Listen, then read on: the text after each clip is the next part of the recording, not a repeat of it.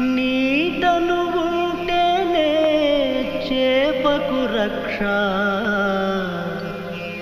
దేవుని చరణాలే మనిషికి శ్రీరామ రక్ష. నీకిక రాదింక ఎన్నడూ ఖేదం,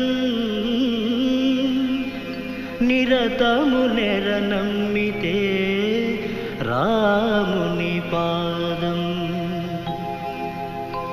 చెల్లమ్మా,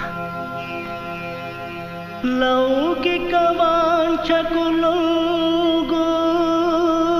అభాగ్యులు దేవుని. చెల్లెమ్మా, నాకు చాలా భయం వేస్తోంది. ఎందుకు? ఆనందబాబు విషయంలో జరిగింది మన ఇంట్లో కూడా జరుగుతుందేమో అని. నాకేమీ అర్థం కావటం లేదు. మీకు ఈ విషయం అర్థమయ్యేట్టు చెప్పడానికే నేను రామాపురం నుంచి వచ్చాను. రామకృష్ణ గారు వివేక్ బాబుని మేనేజింగ్ డైరెక్టర్ని చేస్తున్నారు, మంచిదే. కానీ కొన్నాళ్ళ తర్వాత అన్నదమ్ముల మధ్య మనస్పర్ధలు వస్తే? ఆయన అనేది ఏమిటంటే మమ్మో, బిజినెస్ బాధ్యతలు చేతికి రాగానే ఒకవేళ వివేక్ కూడా ప్రేమి వినోద్ని అన్యాయంగా ఇంట్లోంచి బయటికి గెంటేస్తే? శాంతి, వివేక్ తన తమ్ముళ్ళని ప్రాణం కంటే ఎక్కువగా ప్రేమిస్తున్నాడు. ఒక్క మాట చెప్పమంటారా? అధికారం చేతికొచ్చాక ఎంత మంచివాడైనా మారిపోయే అవకాశం ఉంది. అరవింద్ బాబు గొప్పతనాన్ని మనం ఎంతగా పొగిడేవాళ్ళం, ఇప్పుడు ఏమైంది? చూడమ్మా, నిజం చెప్పాలంటే ఈవేళ సంగీతమ్మ దుఃఖాన్ని నేను చూడలేకపోయానంటే నమ్ము. నాకైతే తలుచుకుంటేనే ఏడుపు వస్తుందన్నయ్య. నీకు తెలుసు కదా, ఎవరి బిడ్డలిద్దరూ సంగీత కొంగు పట్టుకు తిరిగారు, మన ముమ్మ ఒళ్ళో ఆడుకున్నారు.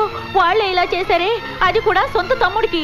ఒక తల్లి కన్న బిడ్డల మధ్య ఇలా జరిగినప్పుడు నువ్వొకటి మర్చిపోవద్దు, వివేక్ నీ సవతి కొడుకు. శాంతి, ఏమైనా సవతి కొడుకు ఎప్పుడు సొంత కొడుకు కాలేడు మమతా.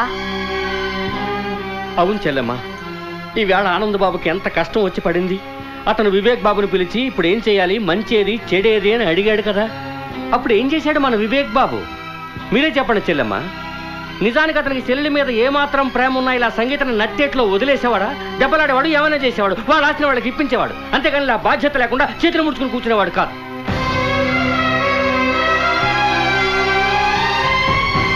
చెల్లెమ్మ, మీకు రామకృష్ణ గారికి భూదేవంత ఓర్పు ఉంది కనుకే కూతురికి అల్లుడికి అన్యాయం జరిగితే భరించగలిగారు. కానీ రేపు ఏ ప్రేమ్ బాబుకో వినోద్ బాబుకో ఇలాంటి అన్యాయమే జరిగితే అది భరించగలిగే శక్తి నాకు కానీ ప్రదీప్ గారికి కానీ లేదు. చెల్లెమ్మ, మా బిడ్డల్ని మీకు అప్పగించాం.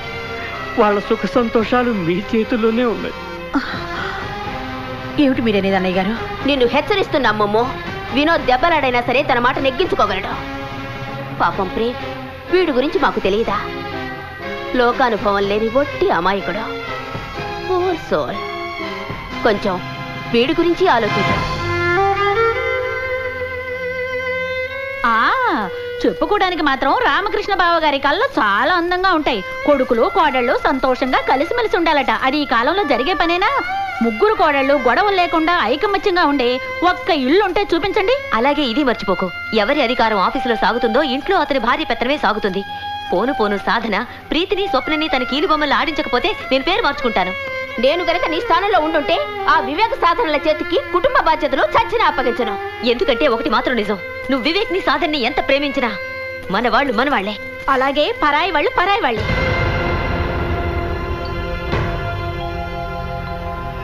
దుష్ట శక్తుల మాటలు నీవు వినకు, కష్ట సాగరములోన నీవు పడకు.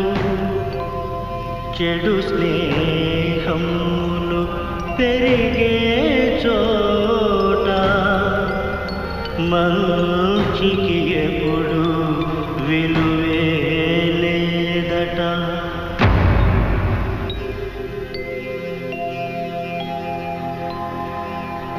మోహమే అన్ని దుఃఖాలకు మూలం, అది హృదయాన్ని గాయపరిచే శూలం, అది హృదయాన్ని గాయపరిచే శూలం. సంగీత, అక్కడ మీరందరూ బాగున్నారా? అలాగా. ఆనంద్ బాబు వివేక్తో కలిసి ఆఫీస్కి వెళ్ళాడా? Very good. మరి మా చిట్టి రాధిక ఏం చేస్తోంది? ఇక్కడే ఉంది డాడీ, ఇదిగో మాట్లాడండి. హలో తాతయ్య, నేను ఇప్పుడు పాలు తాగుతున్నా. Very good. నేను పాలు తాగుతున్నానమ్మా. హలో. అరే, తమరక్కడికి ఎప్పుడు వెళ్ళారు? మరి వచ్చేసాను అమ్మాయి చేసిన జిలేబీలు తినడానికి. ఒరేయ్, నా మాట విని మమతను తీసుకుని నువ్వు ఇక్కడికి వచ్చే కొన్ని రోజులు ఉండొచ్చు. సర్లేరా, వినోద్కి ఒకసారి ఫోన్ ఇయ్యి. వినోద్, నువ్వు మాట్లాడు. డాడీ, వివేకనయ్య నేను ఈరోజు సాయంత్రం బయలుదేరుతున్నాం. సరే బాబు. ధర్మరాజు గారు, వాళ్ళంతా సంతోషంగా ఉన్నారు. శుభం. మావయ్య, అత్తయ్య రాత్రి నుంచి ఏమీ తెలియలేదు, ఏదో దిగులుగా ఉన్నారు. ఓ పని చేయమ్మా, టిఫిన్ మేడం మీదకి తీసుకురా, నేను చూసుకుంటాను. మమత, మమత, నేను ఇప్పుడే సంగీత్తో మాట్లాడి వస్తున్నాను. వాడు బాగున్నారు, బాధపడాల్సిన అవసరమే లేదు. ఓ పని చేస్తే కొద్ది రోజుల పాటు మనం వెళ్ళి వాళ్ళ దగ్గర ఉంటే వాళ్ళు సంతోషంగా ఉంటారుగా. ఏం మాట్లాడమే? ఏదైనా మళ్ళీ సమస్య? నాకు ఇష్టం లేదు. ఆనందబాబుకి ఏం జరిగిందో, ప్రేమ వినోదాల విషయంలో అలా జరగకూడదు. ఏమంటున్నావు?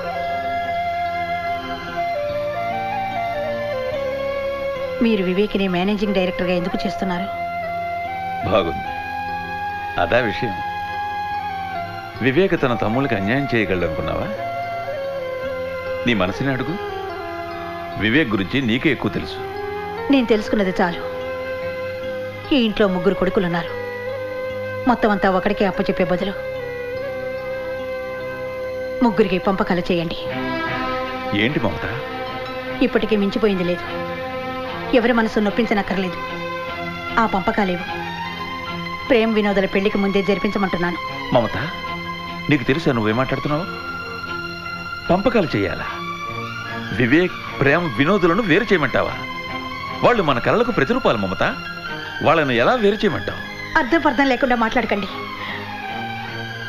మన అమ్మాయిని ఈ రోజు నా అనుకున్న వాళ్ళే మోసం చేశారు. మమత, మమత, జీవితంలో ఒడిదుడుకులు మనం ఏం తక్కువ చూసామా? నువ్వింత కంగారు పట్టడానికి. మనం వాళ్ళ మధ్య ప్రేమానురాగాల్ని పెంచాలి కానీ బంధాల్ని తెంచకూడదు.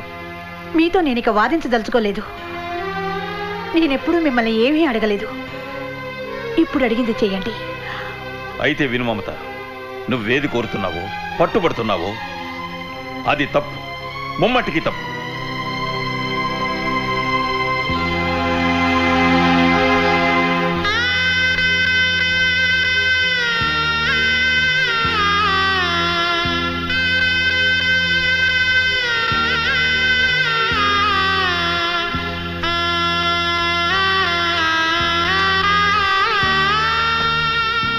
అత్తయ్య, టిఫిన్.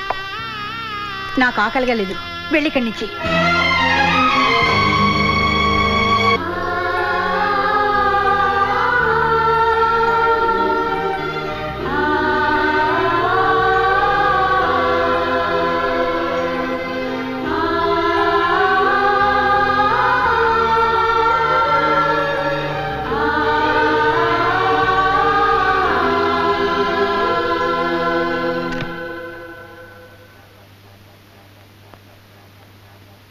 అమ్మా,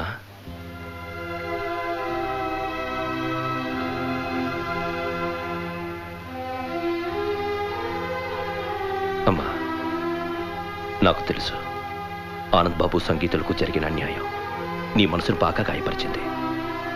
అలా మనట్లో జరగకూడదని నువ్వు ఆలోచించడంలో కూడా తప్పులేదు. కానీ అమ్మా, ఒకవేళ మనం కనుక విడిపోతే, ఈ ఇల్లు 3 ముక్కలైపోతే, అప్పుడు మాత్రం మనం సంతోషంగా ఉండగలమా? కొంచెం ఆలోచించమ్మా. సంగీత్ ఎప్పుడైనా రాఖీ కట్టడానికి వస్తే ముందుగా తన మా ముగ్గురులో ఎవరింటికి వెళ్తుందమ్మా? వినోద్ భవిష్యత్తు గురించి కూడా మనం ఆలోచించాలిగా. వ్యాపారాలు పనిచేసుకుంటే వాడికి అనుభవం లేకపోవడం వల్ల దెబ్బతినే అవకాశం ఉంది. అమ్మా, నా కారణంగా నువ్వు అందరికీ శిక్ష విధించకమ్మా. అందరినీ వేరు చేయకమ్మా. అమ్మా, నేను మేనేజింగ్ డైరెక్టర్ కావాలనుకోవడం లేదు. సాధన నేను రామాపురం వెళ్ళిపోతాం. అక్కడ మన కొత్త ఫ్యాక్టరీ వర్క్ జరుగుతుంది. దాన్ని చూసుకునే బాధ్యత కూడా ఉందిగా. మేము అక్కడే ఉంటాం. నాన్నగారితో మాట్లాడి ప్రేమిని మేనేజింగ్ డైరెక్టర్గా చేయమని చెప్తాం.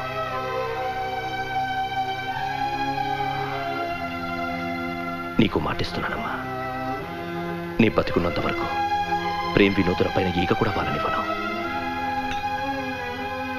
తినమ్మా, సాధన భోజనం తీసుకొచ్చింది, కొంచెం తినమ్మా, మా కోసమైనా.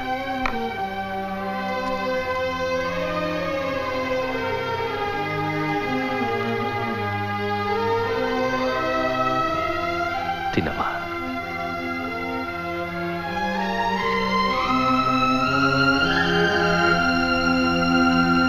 ఏమిటా నేను అనేది? వదినా, నువ్వు రామాపురం వెళ్తున్నారా? అవును వినోద్, ఇందులో తప్పేముంది డాడీ? ఇక్కడ అన్ని పనులు ప్రేమ్ చూసుకుంటాడు. అయినా రామాపురం ఎంత దూరం ఉందని 3-4 గంటల ప్రయాణమేగా. సరే అన్నయ్య, ఒకవేళ మీరు వెళ్ళడానికే నిర్ణయించుకుని ఉంటే అమ్మకు కూడా మీరు వెళ్ళడం సంతోషమైతే నేను కూడా మీతో పాటు వస్తాను. వద్దు వినోద్. ఎవరు ఎక్కడికి వెళ్ళడం లేదు. వెళ్ళటం లేదు. లోపలికి రావచ్చా? రండి ఖాన్ గారు. డాక్యుమెంట్స్ తెచ్చారా? తెచ్చాను.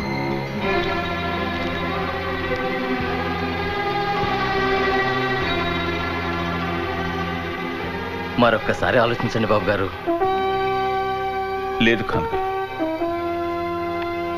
టైం వచ్చేసింది. పంపకాలు అవసరం లేదు డాడీ. సాధన నేను ఇవాళే రామాపురం వెళ్ళిపోతున్నా. నువ్వు సాధన వెళ్ళడానికి వీల్లేదు వివేక్. నేను అమ్మకి మాట ఇచ్చేశాను డాడీ.